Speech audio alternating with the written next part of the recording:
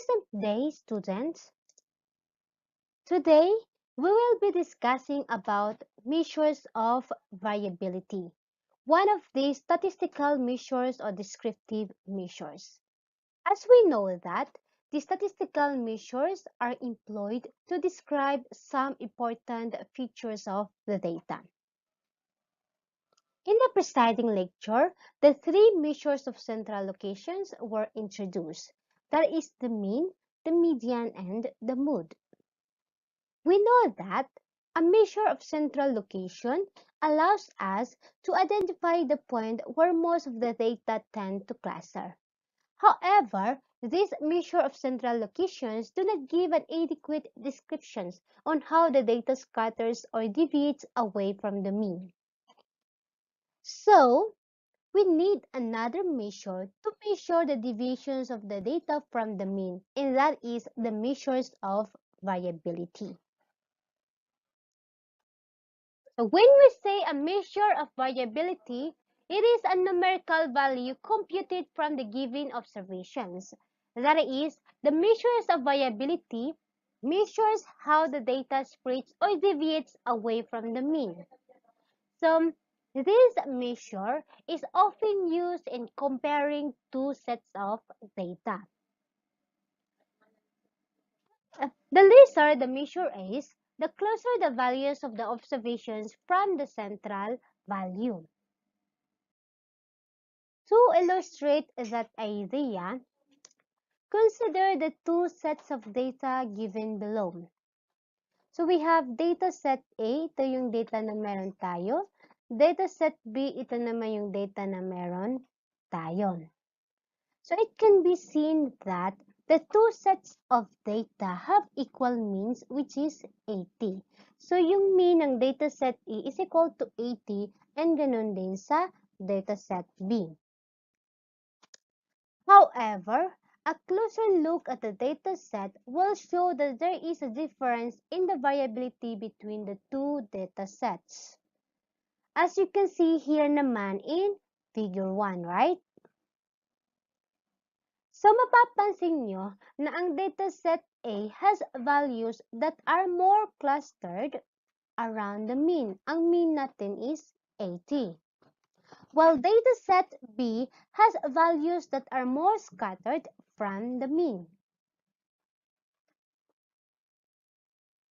Thus, it can be said that the measure of variability for dataset B is larger than the measure of variability for dataset A, right?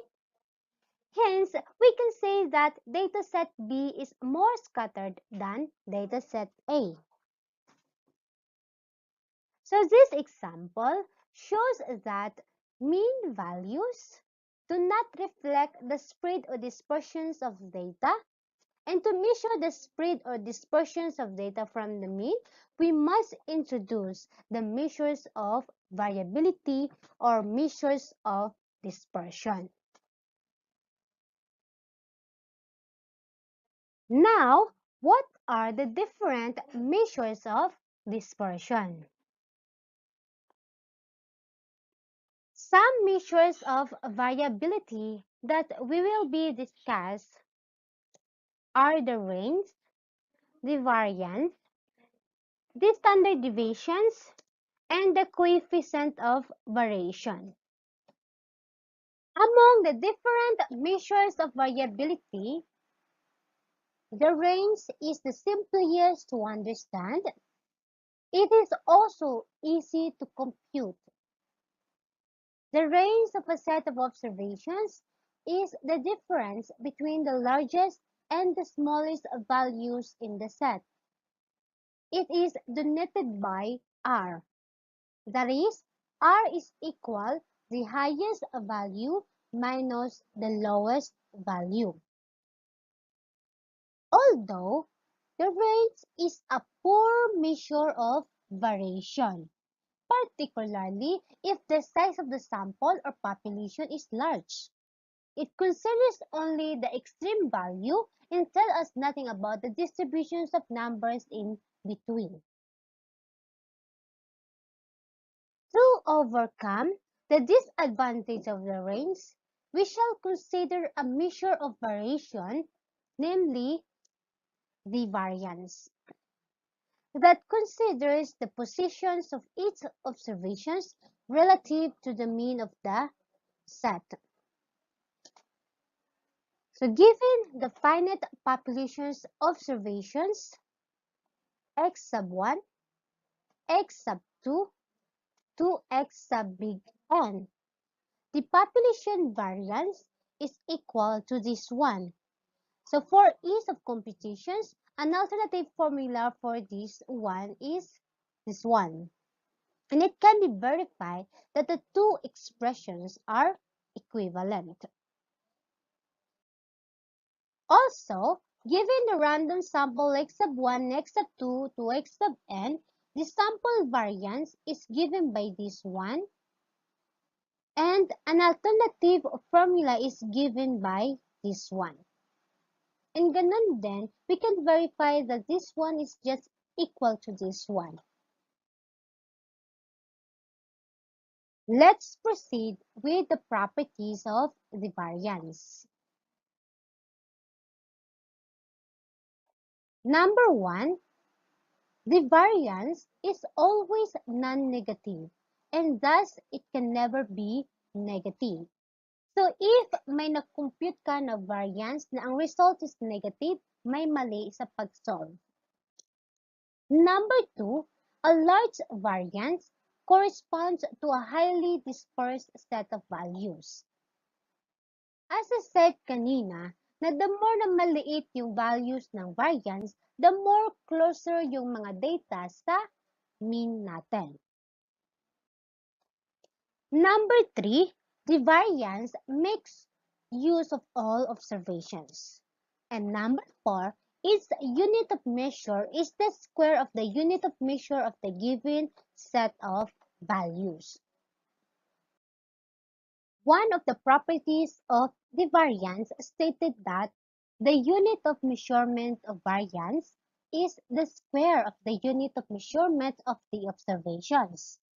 That is, if original measurements were in feet, the variance would be expressed in square feet.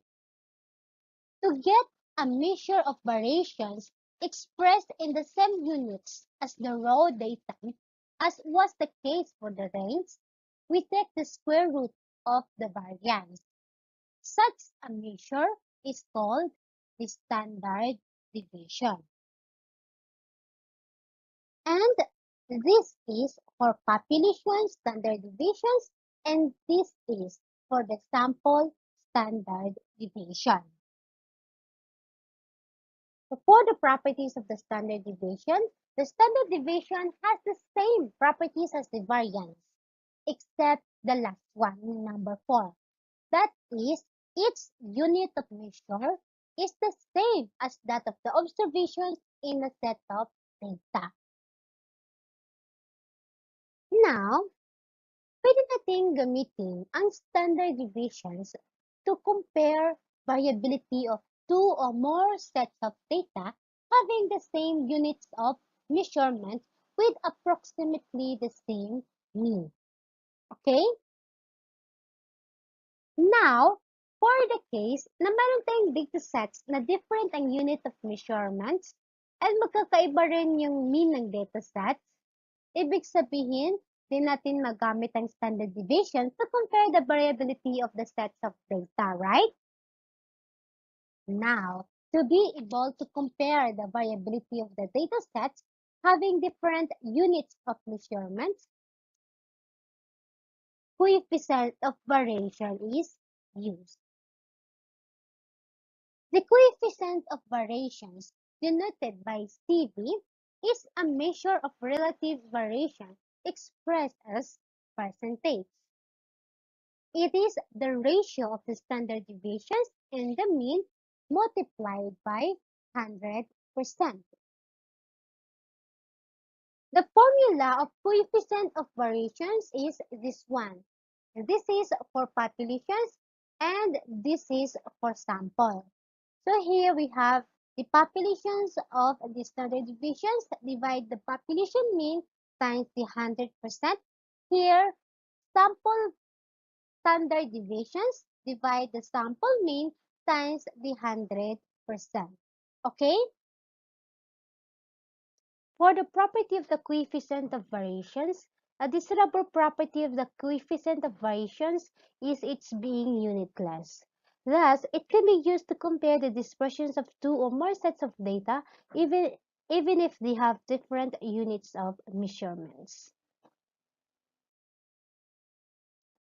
So we are done in discussing the concepts of measures of variability. I-introduce ang measures of variability para ma-measure natin kung gaano kalayo ang mga data values sa mean nito. At meron tayong apat na measures of variability, that is the range, the variance, the standard deviations, and the coefficient of variation. Pinakamadaling intindihin at madaling isolve is range. However, ang range ang pinaka-poor sa apat na measures of variability, particularly if the sample or population is large. And ang always na ginagamit natin to measure the variations of dataset ay ang variance. One thing na problema sa variance, yung unit of measurement nito ay squared ng raw data natin. And to have the same unit of measurement sa raw data, we can use the standard deviations. Magandang gamitin ang standard deviation sa pag-compare ng dispersions of dataset having the same units of measurement with approximately the same means. And for the case na different ang units of measurements, we have the coefficient of variation. Now, magbibigay tayo ng example paano kunin ang range, variance, standard deviations, and coefficient of variation. For example, the grade point average of 20 college seniors selected at random from the graduating class are as follows. So, ito yung data na meron tayo. Find its range, variance, standard deviations, and coefficient of variation. So in here, tuturuan lang kayo paano isolve ang range, variance, standard deviations, and coefficient of variation. So first, hanapin muna natin yung range ng data natin. We have letter A, range, which is equal to highest value minus the lowest value. Ito yung data na mayroong tayo. Ano yung highest value natin? Ang highest value natin is ng 3.8 and ang lowest value natin is ng 1.8. So, ibig sabihin, we have highest value is 3.8 minus the lowest value which is equal to 1.8. So, ang range natin is equal to 2.0. So, ito na yung range natin.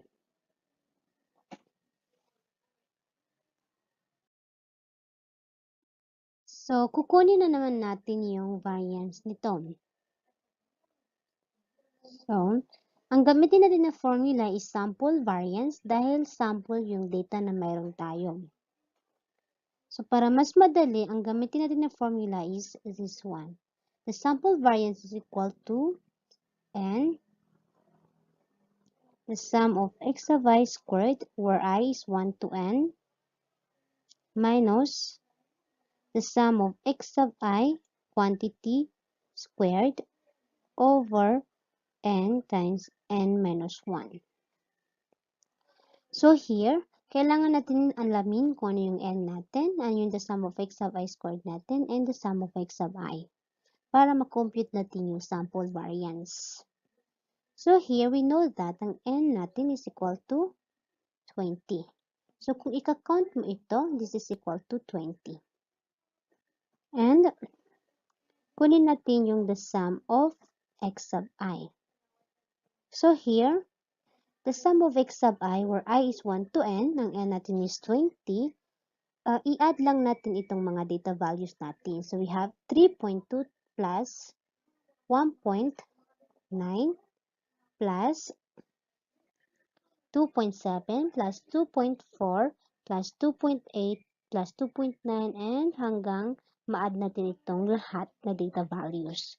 So we have 3.2 plus 1.9 plus 2.7 plus 2.4 plus 2.8 plus hanggang 2.1 plus 2.5 plus 1.9. And this is just equal to 53.3. And next, ang kukunin natin is the sum of x sub I squared. So here,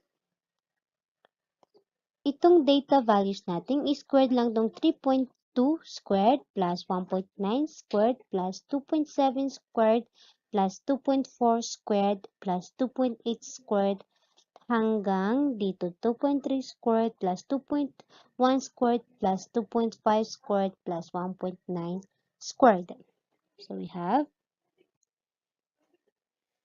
3.2 quantity squared plus 1.9 quantity squared plus that hanggang 2.5 squared plus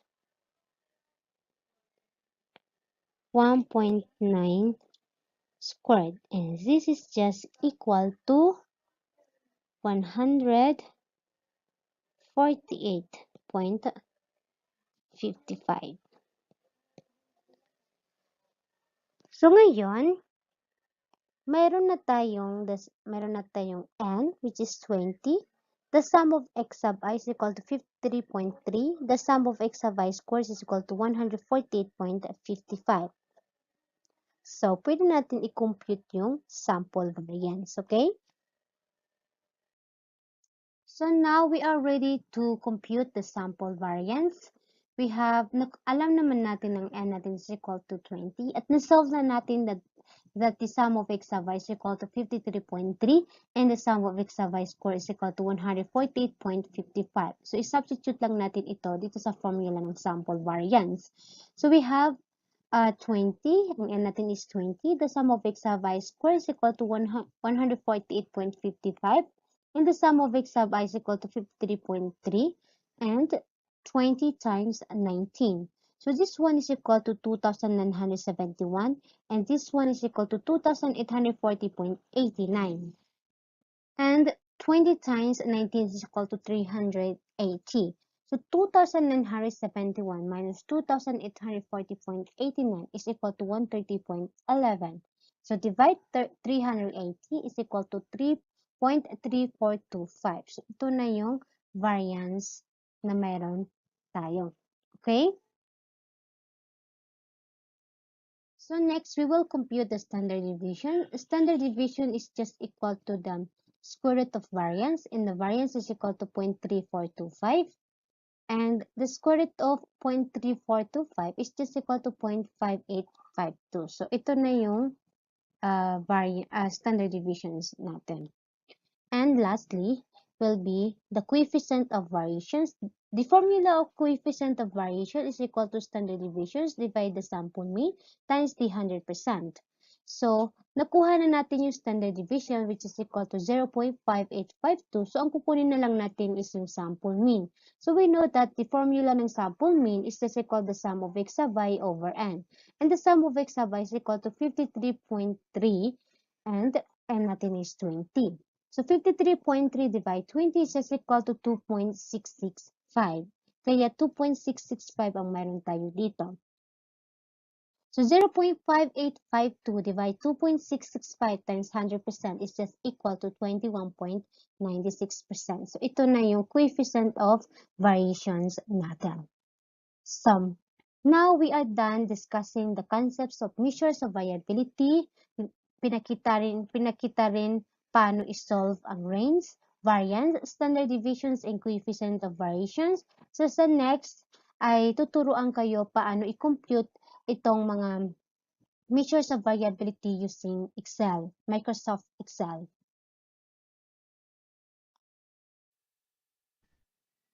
Next, tuturuan kayo how to compute measures of variability using Excel. Sa MMW vertex ninyo, naka-indicate doon yung procedures how to compute central tendency and dispersion in Excel, right? So ngayon, para mas maintindihan natin, magbibigay tayo ng example how to solve descriptive statistics using Excel. Sa laptop na mayroon tayong Microsoft Excel, i-click lang yung Excel. And pag-click nyo ng Excel, ito na yung mukha na meron tayo.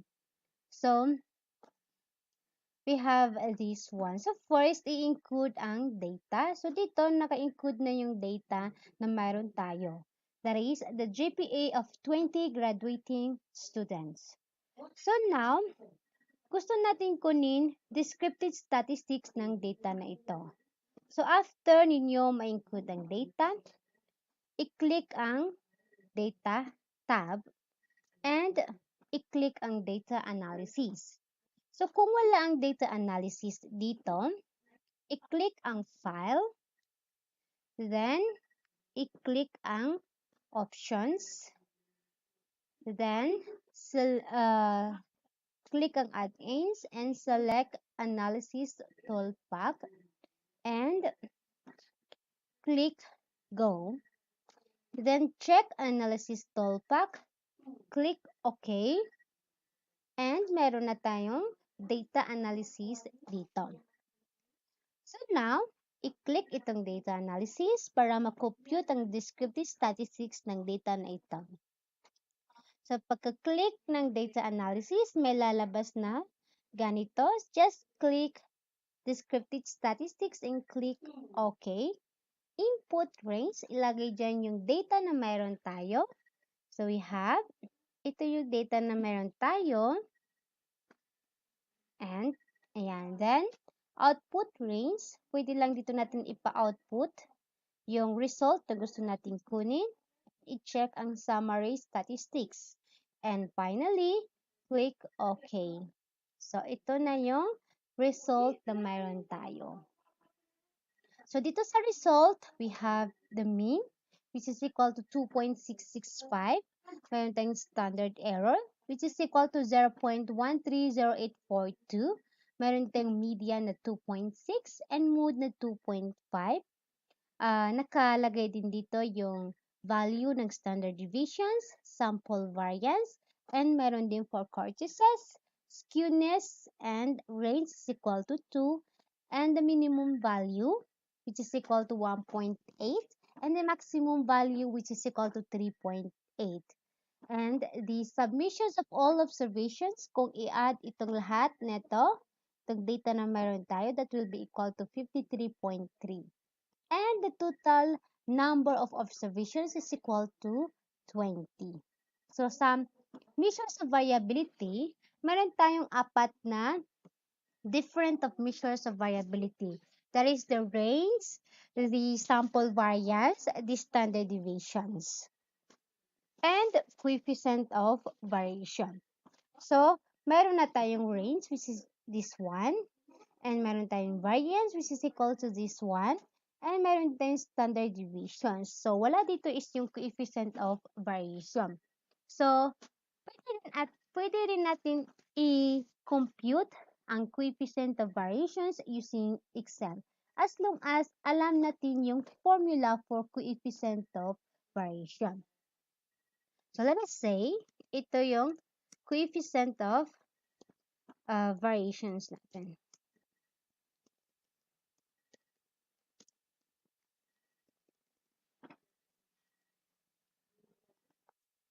And ito natin ilagay yung formula.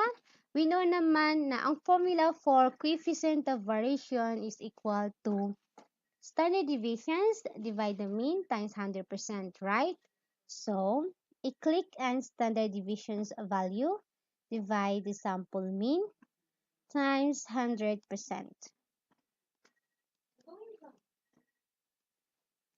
So, we have that one. So, ito na yung coefficient of variation natin, 21.96%. Now we are done in discussing the concepts of measures of variability and computing these measures of variability manually in using Excel. That's all for today. Have a nice day.